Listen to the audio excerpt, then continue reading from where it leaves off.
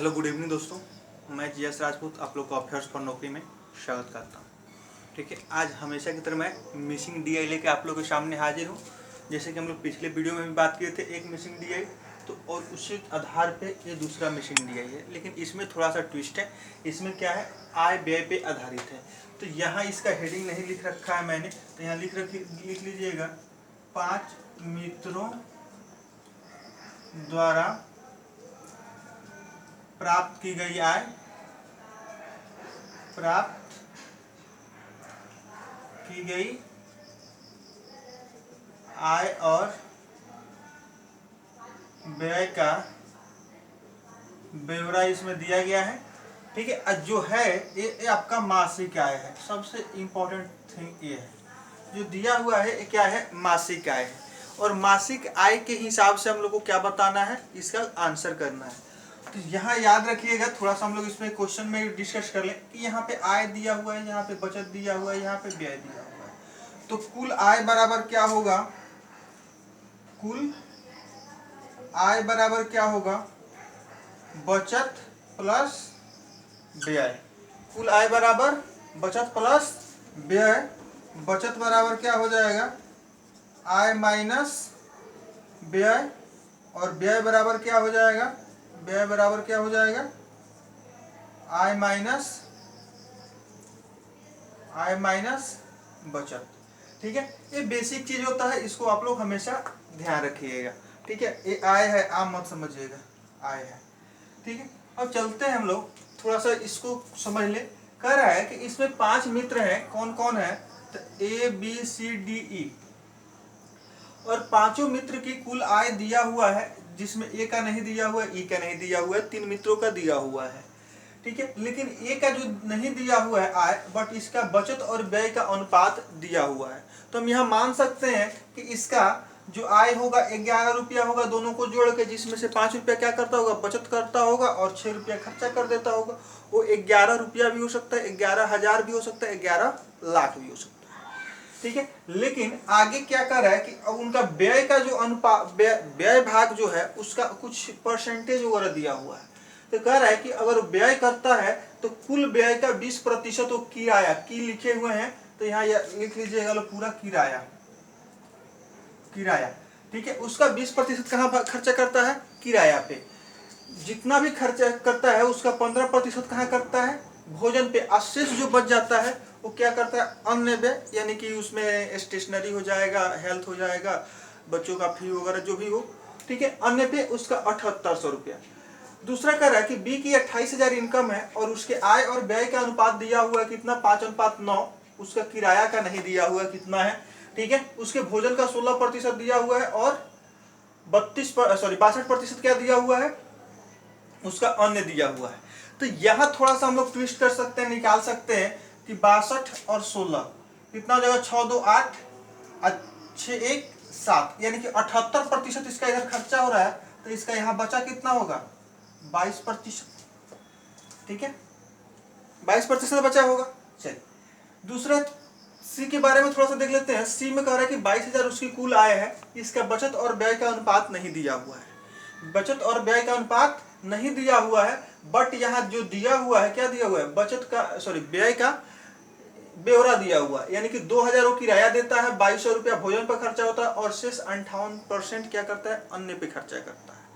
ठीक है, दूसरा कह रहा है कि हाँ, डी पे देखते हैं। डी की आय 26,000 है, जिसमें उसका बचत का अनुपात नहीं दिया हुआ है, सिर्फ व्यय का दिया हुआ है। ठीक है, अब व्यय में क्या रहा है कि अनुपात 6 दिया हुआ है, और इसके बराबर क्या है, 15%, 25% और 72 दिया हुआ है। ई में आय नहीं दिया हुआ है, बचत और व्यय का अनुपात दिया हुआ है, और यहाँ पे जो दिया हुआ है क्या है, रुपया में दिया हुआ है। तो हम लोग एक एक करके सबको देखेंगे। फर्स्ट कह रहा है कि ए की वार्षिक आय ज्ञात करें। अब कुछ बच्चों के मन में आएगा, ए का तो यहाँ वैकेंट है, कैसे निकलेगा। ठीक है, कैसे हम इसका जवाब देंगे। तो फर्स्ट ऑफ ऑल वार्षिक की बात कही गई है, और क्या है, मासिक है। तो हम सबसे पहले 12 से गुना करेंगे, जो भी हमारा ये आंसर होगा उसमें 12 से हमको गुना करना होगा। बट यहाँ से अब आएगा कैसे, तो यहाँ देखिए, जो भी इसका इनकम होगा उसमें से क्या कर रहा है, अनुपात 6 खर्चा कर रहा है, अब 5 बचा रहा है। तो 6 बराबर दिया हुआ है 20 15 40, ठीक है। और ये देखिए ये टोटल मिला के थोड़ा समझिएगा, ये 100% होता है, ठीक है। तो 20 और 15 कितना हो गया, 35 हो गया। अब बचा कितना, 65, यानी कि कहने का मतलब कि 65% बराबर 78 से दिया हुआ है, ठीक है। अब इसको अभी मिटा देते हैं। तो 100% बराबर क्या हो जाएगा, ये 7800 बटा 65 गुने 100, ये हो जाएगा 20, ये हो जाएगा 13, 13 छक 78, और 6 से यहाँ गुना कर देंगे कितना हो जाएगा, 12,000। आई बात समझ में। यानी कि इसका टोटल खर्चा कैसे निकला, तो 20 और 15 35 जोड़ लिए, अब 35 में क्या किए, 35 को 100 में से घटा दी, यानी कि 65% किसके बराबर है, 7800 के बराबर है। तो 65% 7800 के बराबर है, तो 100% किसके बराबर होगा, 12,000 के बराबर होगा, ठीक है। जो कि अनुपात में किसके बराबर है, 6,000 के बराबर है, सॉरी 6 के बराबर है अनुपात में, ठीक है। तो अब यहां देखिएगा कि अनुपात 6 बराबर 12,000, तो अनुपात 11, यानी कि उसका आय तब ना पता चलेगा, 6 5 11, तो एक कितना है, 2 गुना है, सॉरी 2000 गुना है, तो 11 का कितना हो जाएगा, सीधे हो जाएगा ये 22,000। आई बात समझ में। अब आ गया कितना, 22,000। अब इसको मैं मिटा देता हूं, और मिटाने के बाद 22,000 क्या हो गया, इसका आय हो गया। अब कहा गया है कि वार्षिक आय बताना है, तो 22,000 गुना 12, तो 1000 का 000 क्या हो जाएगा, 000 ही रहेगा। और यहां क्या हो जाएगा, तो 12 दूना 24 का 4, अब 12 दूना 24 और 2 26, यानी कि 2,64,000। आई बात समझ में। हमने क्या किया, पहले जो उसका एक्सपेंडिचर है वो किसके बराबर है, तो इधर दिया हुआ है, तो सबको हमने जोड़ा, 15 और 20 और 15 35, 65, 100 में से 35 गया तो 65% बराबर 7800, कितना, 65% बराबर 7800। अब यहां से 100% निकाल लिए तो 12,000 आया। अब 12,000 किसके बराबर है, अनुपात 6 के बराबर है, तो अनुपात 11 के बराबर क्या हो जाएगा, 22,000। तो अनुपात कुल आय उसकी होगी कितनी, 22,000। तो अब हमको बताना क्या है, वार्षिक बताना है, तो क्या करेंगे, 12 से गुना कर देंगे। चलिए नेक्स्ट बात करते हैं सी और डी की। मासिक बचत बतानी है, ठीक है, और बचत का अंतर बताना है। तो सी में नहीं दिया हुआ है, सी में नहीं दिया हुआ है, ठीक है। लेकिन यहाँ एक चीज दिया हुआ है कि इसका जो व्यय है वो प्रतिशत दिया हुआ है। तो यहाँ देखिएगा 2000 और 22 का कितना होता है, 4200। अब कितना प्रतिशत के बराबर है, हमने क्या पहले सोच रखा है कि जो भी व्यय किया होगा 100% में किया होगा, तो 58% उसका अन्य व्यय है, तो कितना इधर बचा होगा, 42%। तो 42% है,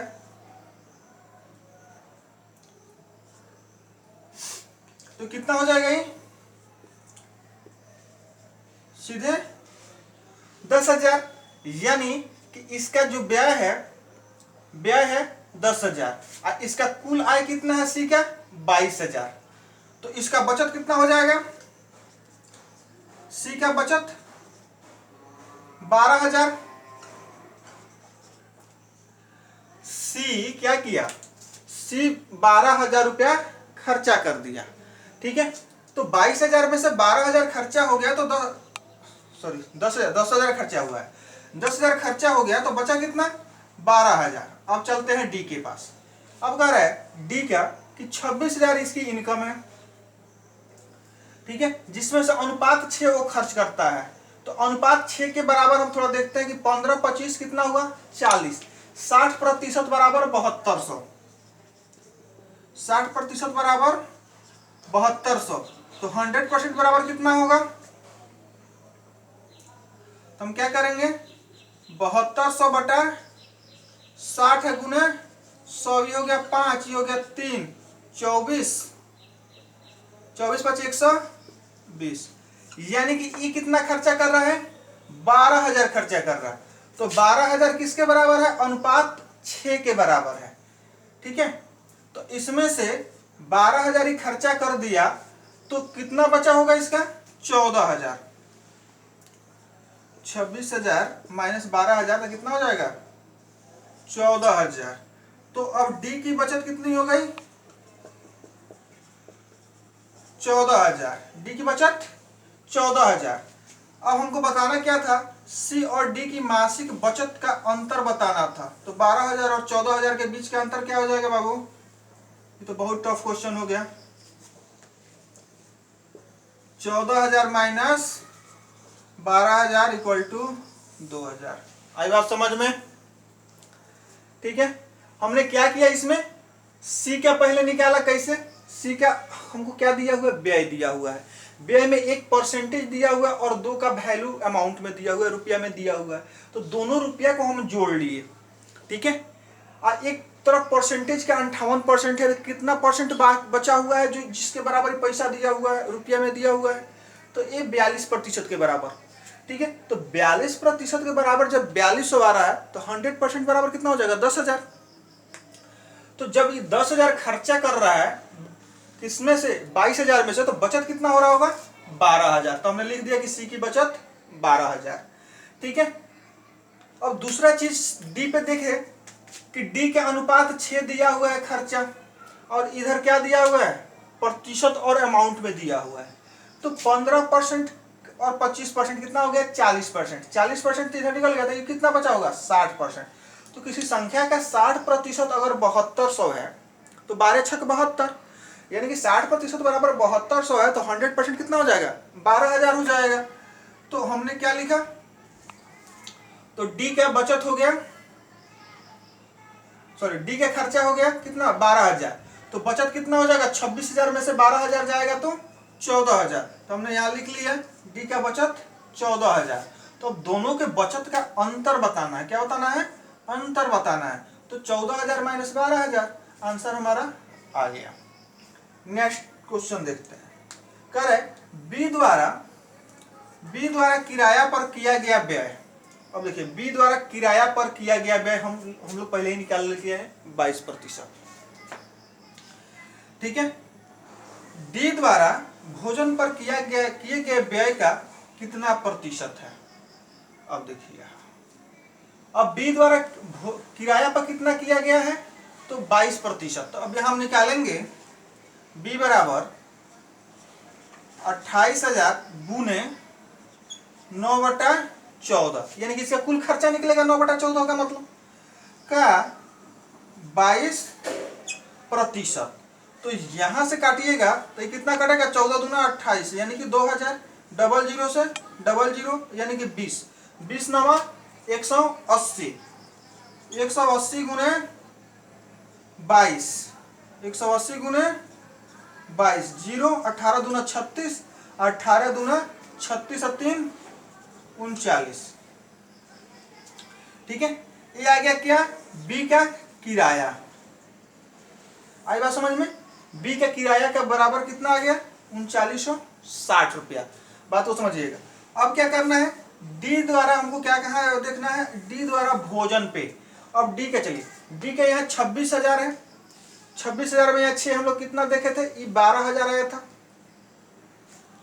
हाँ, डी के 12,000 आया था। हम लोग अभी देखे थे।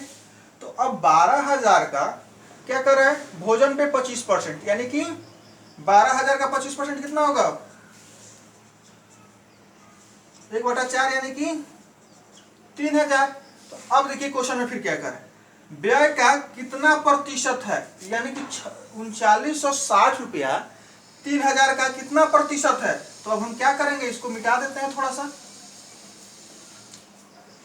अब यहां लिख देंगे 3960 बटा 3,000 गुना 100। डबल जीरो से डबल जीरो, एक जीरो से एक जीरो, 3 एकम 3, 3 त्रिका 9, 3 दूना 6, यानी कि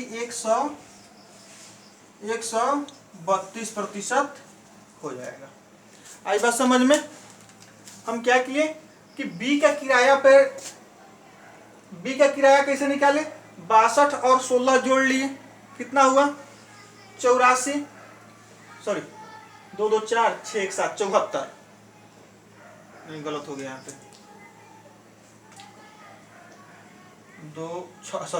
62 62 और 16 ना है तो 6 2 8 78, तो 22% बचा होगा। तो इस 22% को हमने क्या किया, यहाँ पे 22% निकाला और निकालने के बाद आंसर लिख दिया। चलिए चौथा देखते हैं। आप चौथा देखिए, अगर समझ में नहीं आ रहा तो वीडियो को बार बार पॉज करके पीछे कर करके देख लीजिएगा, ठीक है। चलिए, क्योंकि इसमें रिपीट करना थोड़ा सा। बी की बचत ई की बचत से कितना प्रतिशत अधिक या कम है। अब देखिए बी की बचत, बी का बचत कितना है भाई, यहाँ सीधे सीधे निकल जाएगा आसानी से, सेविंग बचत और व्यय का अनुपात। तो 9 5 14 14 दूना 28, यानी कि बी की बचत है कितना 10,000। चलिए अब ई की बचत देखना है। ई का बचत देखने के लिए हम क्या करेंगे, ई का यहाँ तो दिया नहीं है, ई का यहाँ दिया नहीं है, लेकिन यहाँ जो है बचत और व्यय का क्या दिया हुआ है, अनुपात दिया हुआ है, बचत और व्यय का अनुपात दिया हुआ है। तो हम देखते हैं कि व्यय बराबर कितना हो रहा है, 4 4 8 10 18,000, यानी कि अनुपात 9 बराबर 18,000, तो अनुपात 8 बराबर कितना हो जाएगा 16,000। अनुपात 9 बराबर 18,000, तो अनुपात 8 बराबर कितना हो जाएगा, सॉरी अनुपात 9 बराबर 18,000, तो अनुपात 8 बराबर 16,000, क्योंकि 9 दूना 18 तो 8 दूना 16। चलिए तो अब यहाँ हमको क्या आ गया, दोनों की बचत आ गई। तो हमको क्या बताना है, बी की बचत ई की बचत से कितना प्रतिशत अधिक या कम है। तो बी की बचत कितना कम है 6,000। किससे कंपेरिजन करना है, ई की बचत से। तो 6/16, तो इसको हम काट देंगे 3/8। तो 3/8 को अब हम क्या करेंगे भाई, गुना 100, तो ये हो जाएगा 25, ये हो जाएगा 2, 25 3 75/2, यानी कि 37.5% क्या है, कम है, 37.5% कम है। चलिए नेक्स्ट हम तो देखते हैं, 5वें क्वेश्चन की तरफ चलते हैं। हाँ मेरे भाई बंधु जो भी नए देख रहे हैं, वो अगर चैनल को सब्सक्राइब नहीं किए हैं तो सब्सक्राइब कर दीजिएगा, अपने दोस्तों में शेयर भी कर दीजिएगा, ठीक है। चलिए अब बात करते हैं ए सी और ई की मासिक आय। तो ए सी और ई की मासिक आय का औसत ज्ञात करना है। तो ए का हमारा तो ऑलरेडी 22,000 है, लिख रखे हैं। सी का इसमें क्या है, गिवन है 22,000 है। अब ई की बात करते हैं। ई का भी हमने क्या देखा कि अनुपात 9, यानी कि क्या है, व्यय का है। तो 4 4 8 10 18,000, अनुपात 9 बराबर 18,000, तो अनुपात 8 बराबर 16,000। तो दोनों जोड़कर ना आपका आय होता है, बचत प्लस व्यय इक्वल टू आय। तो हम दोनों जोड़ लिए, तो 16 और 18 कितना होगा 34,000। तो ये हो गया 34,000। तो 2 2 4 4 8 और 2 2 4 3 7 अब बटा 3, यानी कि कितना हो जाएगा बाबू 26,000। इसका आंसर हो गया, ठीक है। आज के लिए इतना ही, एक ही DI।